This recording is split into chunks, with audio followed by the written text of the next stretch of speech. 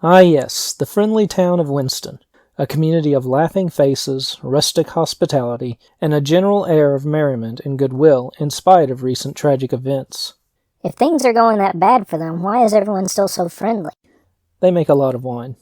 Oh.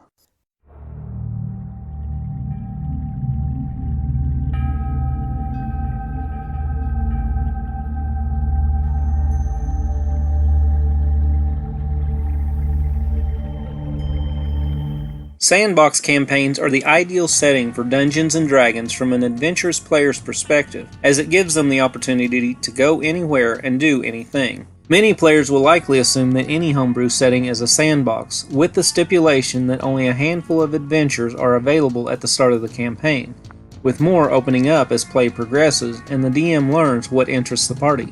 Hex crawls expand upon the sandbox model by giving the players a regional map divided into bite-sized pieces, which they can explore at their own pace and in whatever order they choose. Done well, a hex crawl also makes travel more interesting, with random encounters that include far more than just wandering monsters and their carried loot. So to begin my campaign catalog series, I'll be starting with a sandbox hex crawl campaign entitled Unfriendly. Here's what DMs and players need to know about this campaign before starting. One intriguing aspect of Unfriendly is that it is primarily a player-facing campaign. If you don't know the difference between a DM-facing and player-facing campaign, here's a quick overview. Most campaigns are DM-facing. That is, the majority of the rules and game mechanics are handled behind the scenes by the Dungeon Master. Generally speaking, in such campaigns, the players aren't going to know for certain if an encounter or check was pre-written, decided on the spot, or generated by a random table. On the other hand, player-facing campaigns present the players with a large portion of the rules that will be used in the campaign. This can include rules for situations such as overland travel, random encounter frequency, gaining renown with factions, and anything else that lets the players make more informed decisions or speeds up play. There are both pros and cons to running a player-facing campaign. One prominent downside to such a campaign is that it takes away some of the mystery. With more of the campaign codified for the players, there are fewer opportunities for unexpected situations and plot twists. This can be alleviated with elements such as story-driven dungeons, in-depth social encounters, and recurring allies and enemies. However, this increase in player information also provides several benefits to such campaigns. With more knowledge of the campaign world, players can act with greater certainty and spend less time pondering the what-ifs of their decisions. Having many of the rules explained as situations arise, rather than handled completely behind the screen, there's less burden on the DM to describe exactly what happens when those situations come up again, freeing them to focus on more creative aspects of the campaign world. I'll go into more detail later on the specific player-facing rules in Unfriendly, but first let's discuss how to introduce the campaign world to your players.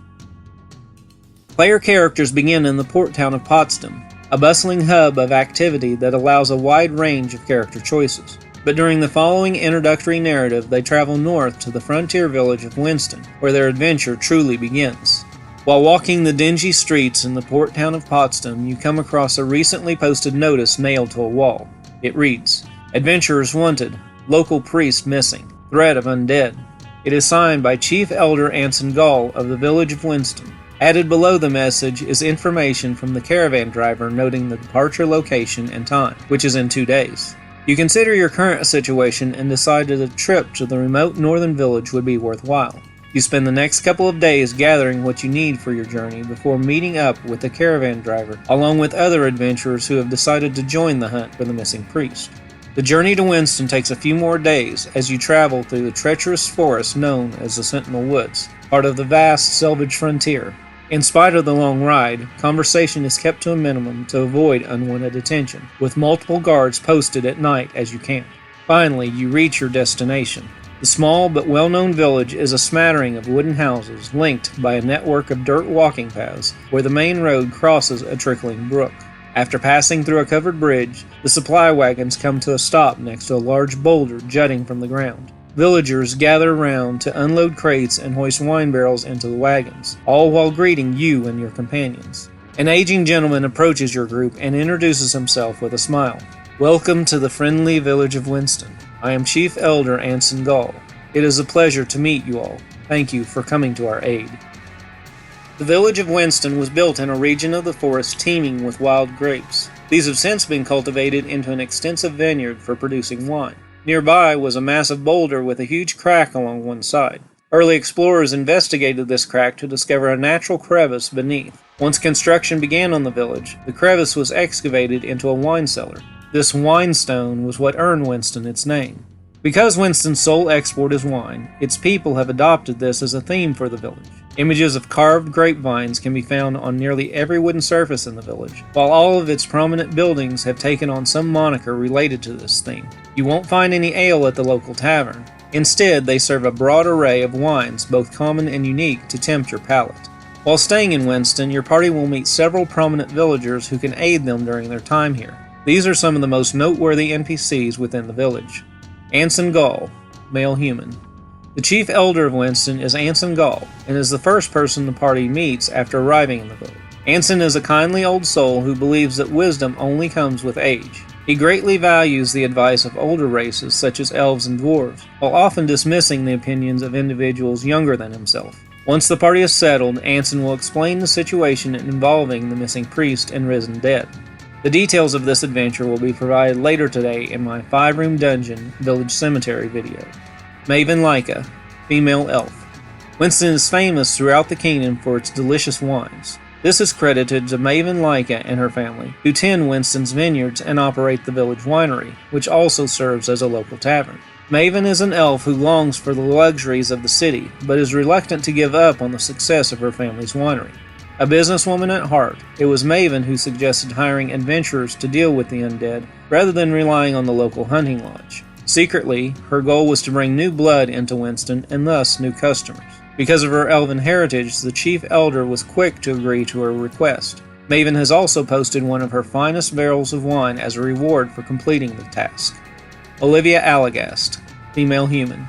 With the disappearance of the local priest, Father Francis Doyle, Winston's temple, affectionately named Mine and Branches, is now overseen by a student, Olivia Allagast. Olivia is the oldest of 6 children, as well as the granddaughter of Chief Elder Anson Gall. She takes her newfound responsibilities at the temple very seriously, and while she is concerned for Father Doyle, Olivia hopes to one day fill the role of temple priestess in his absence. After the arrival of the party, Olivia will help them get settled in guest quarters at the temple, and is willing to answer any of their questions about the missing priest. Neeson Melrose, male gnome. Winston's general store, Bountiful Harvest, isn't as bountiful as one might expect. The small shop is operated by a wizened gnome by the name of Neeson Melrose, and only contains what is needed by the villagers on a regular basis, with little to no adventuring gear present. However, the humble gnome does inform the party that a handful of wandering merchants can be found in the region, and tend to have more useful supplies for traveling in the wilds. They may even have magical items for sale on occasion. Corvar Sidero, male dwarf. The village smithy, playfully known as the Grapes of Wrath, is run by a dwarven blacksmith named Corvar Sidero, a rough-around-the-edges type who hails from the Zwergenhof Mountains to the north. After coming to Winston to aid in its founding and intent on training a new blacksmith for the village, Corvar grew fond of the people here and eventually settled down. When not working the forge, he can be found in the winery sipping on a strong burgundy, which he claims is the only wine fit for a dwarf. One new rule used in this campaign is the long rest bonus, which the players will first encounter in Winston. In addition to its normal benefits, PCs taking a long rest in certain locations gain a special bonus. Taking a long rest at the Vine and Branches Temple grants advantage on religion checks for the next 24 hours. The religious texts and iconography found within the temple may help characters to understand the divine nature of certain situations they encountered during their travels. Additional locations that provide a long rest bonus may have certain prerequisites, such as an associated fee or membership in a guild or faction. Any such requirements will be included in the information for each specific location. Travel through the Selvage Frontier is fairly straightforward. All hexes on the regional map have a colored border indicating the difficulty of travel through it, with each hex representing an area roughly 6 miles across. A party can move through 3 green hexes in a day, 2 yellow hexes, or 1 red hex. Following a road for the entire day allows the party to travel 1 additional hex that day, as does traveling while mounted. Rivers and streams can be crossed without penalty, but blue hexes representing large bodies of water cannot be crossed without a boat or raft, with the party able to move 2 hexes per day across these areas. Should the party have any partial movement left at the end of the day, or push for a bit longer than normal to move another full hex, the DM can simply state that they make camp earlier or later than usual, while adjusting their movement limits for the following day. The Selvage Frontier is teeming with life and filled with strange landmarks. A party will generally have 1 noteworthy encounter per day, but at the DM's discretion this could increase to 1 encounter per hex of movement. Encounters come in 4 types: environmental, social, and conflict, with some regions also including event encounters specific to that region. Players roll randomly for these encounters while the DM determines the specifics of the encounter after the roll. Environmental encounters deal only with the landscape and whatever minor locations the party finds within it. This may include an old hunting shack, an empty campsite, an unstable sinkhole, or an abandoned animal den. Such encounters give the group an opportunity to explore and discover lost treasure, but may also lead to natural hazards or forgotten traps. Social encounters involve the people of the region. The PCs may come across a traveling merchant, wounded hunter, lost villager, or other strange creature they could potentially befriend. This type of encounter might even lead to a simple quest of its own, and a unique reward for completing it. Conflict encounters are your typical battles with wild beasts or enemy humanoids, but they shouldn't start out that way. The party should know that combat is imminent in these situations, but the right word or action has the potential to diffuse the tension if the group wants to avoid bloodshed. Event encounters deal with an ongoing situation within a region. This includes the hunter-bandit rivalry in the Sentinel Woods, the Feywild and Shadowfell conflict in the Twilight Forest, the pilgrimage of the Bearfolk in the Cabadam Reservation, wanted bandits in the Zwergenhof Mountains, and resource gathering in the Salt Flats, each of which will be explained in more detail later. As mentioned with conflict encounters, each of the first 3 types of encounters has the potential to change depending on the party's actions. Stumbling into a wolf den for an environmental encounter may lead to combat if the wolf pack returns while the party is still exploring, as would attacking a merchant and his guards in a social encounter. Defeating a squad of bandits could lead to an environmental encounter as the party explores their camp after the battle. This tactic allows players to delve into the specific aspects of the game that they most prefer: exploration, role-playing, and combat. A varied range of environments fill the Selvage Frontier, both mundane and magical in nature. Here is an overview of the most prominent regions within these lands. Sentinel Woods. The Sentinel Woods is a sprawling forest that covers much of the Selvage Frontier. These vibrant woods are home to numerous dangers and secrets, as well as a fierce rivalry between the local hunting lodge and a mob of forest bandits. Mud Hills. Home to a troublesome tribe of goblins, the Mud Hills are a barren region within the Sentinel Woods, riddled with tiny caves.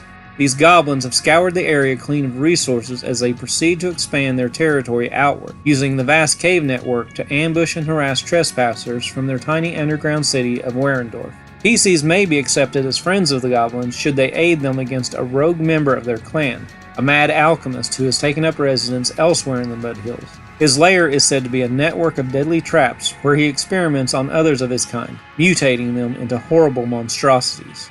Twilight Forest.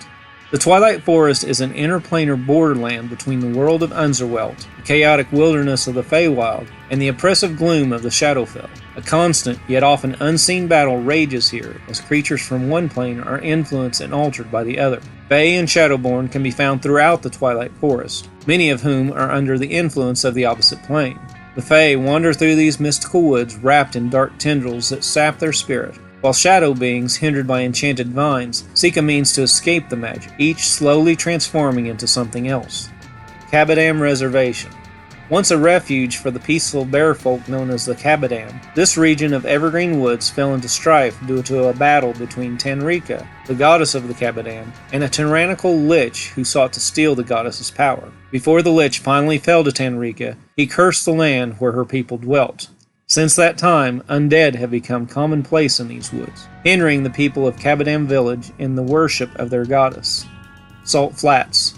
A sheer plain of white salt stretches out from the western edge of the Selvage Frontier, easy to navigate but impossible to survive. The Salt Flats form the western border of the region, with no life to be found within these dry and desiccated lands. Zwergenhof Mountains. The cold, rugged peaks of the Zwergenhof Mountains form the northern edge of the Selvage frontier, where warm greens and browns give way to frigid grays and whites. Only the hardiest of beings are capable of surviving these fierce mountains for any length of time, as can be attested by the scattered corpses that lie frozen upon their heights. The only permanent settlement in the Zwergenhof Mountains is Kleinstad, a dwarven city built into the stone cliffs. It is within these walls that the dwarves of the Selvage frontier flourish, mingling and trading their wares with others in the region as they see fit. The Crags. Where the Salt Flats meet the western edge of the Zwergenhof Mountains lies an inhospitable land known as the Crags. These once mighty foothills have been scoured down by the harsh winds of the flats, leaving behind a barren maze of twisting canyons and jagged spires. The primary inhabitants of the Crags are the Salt Spear Orcs of Cruor Den, a steadfast people who have eked out a living in these harsh wastelands. While wary of strangers, they value trade with other races and will welcome visitors into their home who prove their strength and trustworthiness. On rare occasions, isolated Salt Spear Orcs may undergo a change that transforms them into bloodthirsty savages who wreak havoc on the rest of the tribe. Orc shamans believe this transformation is caused by a cursed artifact buried in a lost temple deep within the Crags. The artifact's magic perverts the strength of the orcs into something demonic, and they are eager to find and destroy it. In addition to random encounters and traditional dungeons, certain areas also feature an ongoing event that your party can join or get wrangled into by accident. Sentinel Woods. The Watchtowers are 3 stone towers west of the village of Winston, which dominate this area of the Sentinel Woods and earn the forest its name. Once dedicated to spotting forest fires in the region, these towers have more recently become a source of contention between the hunting lodge and the forest bandits. At dawn, the owners of each tower sound a horn, a trumpet for the hunters and foghorn for the bandits, to identify themselves both to their allies and rivals. For game purposes, if all 3 towers are controlled by the same group, that faction has advantage on attack rolls when battling the rival faction. Should the PCs ally themselves with the hunting lodge or forest bandits, these rules apply to them as well. Each watchtower functions as a mini-dungeon. If the party manages to take control of a tower from the rival faction, they can sound the faction's horn from atop the tower to summon allies, who will guard the newly controlled tower in their stead. When staying in an allied tower, PCs can trade for supplies and receive the same long rest bonus as they would at their faction's headquarters. Twilight Forest. A constant magical battle wages within the Twilight Forest between Feyborn and Shadowborn. When the party first enters the woods, a leprechaun appears before them to explain the situation and ask for their aid in removing the corruption of the Shadowfell from the natives of these mystic woods. If they refuse, a female shade later approaches them and makes the same offer, but in removing the influence of the Feywild instead. Aiding either of these individuals will allow the party to take special actions in combat to remove the influence of either the Shadowfell or the Feywild from the being they are fighting to gain special points. They can then turn in these points to their newfound benefactor for special potions and boons. The Leprechaun offers healing potions and wards, while the Shade grants potions of strength and other combat-based powers. Cabadam Reservation. Outside of their village, the devout bearfolk of the Cabadam Reservation are constantly taunted by the undead that plague these woods. PCs that aid the Cabadam in their pilgrimage to the many shrines within the forest will be granted a written devotion from the bearfolk. Once a party has learned 3 such devotions, they can travel to the altar of Tanrika to receive a powerful boon from the goddess, if they can overcome the vile undead who block access to the altar. Zwergenhof Mountains. The chill peaks of the Zwergenhof Mountains pose numerous dangers, yet they also offer freedom for bandits who have a price on their head for their crimes within the Selvage frontier. Dwarven wardens maintain a prison colony near the city of Kleinstad and offer bounties for wanted criminals in the region. PCs can aid or capture these criminals depending on whether they are allied with the forest bandits or hunting lodge. Spotting the trail of such a criminal as a random encounter in the mountains initiates such an event. Salt Flats. The moisture-stealing Salt Flats can bring even the greatest adventurer low if they spend too much time there. Yet there are those among the hunters and bandits who have carved out safe havens in these treacherous plains. PCs who have gained sufficient renown within one of these factions may learn of these secret outposts, and can aid the faction in maintaining them by recovering rare elemental crystals that can only be found growing within the flats. But getting such a crystal back to their outpost won't be easy when enemies are waiting to steal it for their own use. Obviously, I can't describe every aspect of a Sandbox campaign in a single video. However, I'll continue to expand on the Unfriendly setting with future 5-room dungeons and a dot on the map videos. If you have any ideas for more videos related to this setting, or want additional details on a particular aspect of the world of Unserwelt, please leave a comment below. And don't forget that while all of this information is specific to the Unfriendly campaign, it can still be adapted and used in other settings.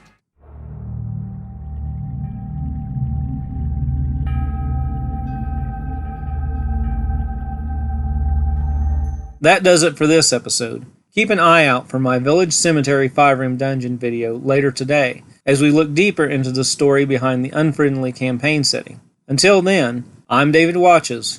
And I'm Nepal Mandiath. And thanks for watching. Special thanks to my longtime friend Bill Batchelor for creating the logo for this channel, and to Dylan Smith for the character art used in this and other videos. I couldn't have done it without them. I also want to thank Angela Maps for providing the battle maps used in this video. If you'd like to use any of these maps in your own game, you can find a link to her page in the description below. For more D&D tips, check out these hot videos.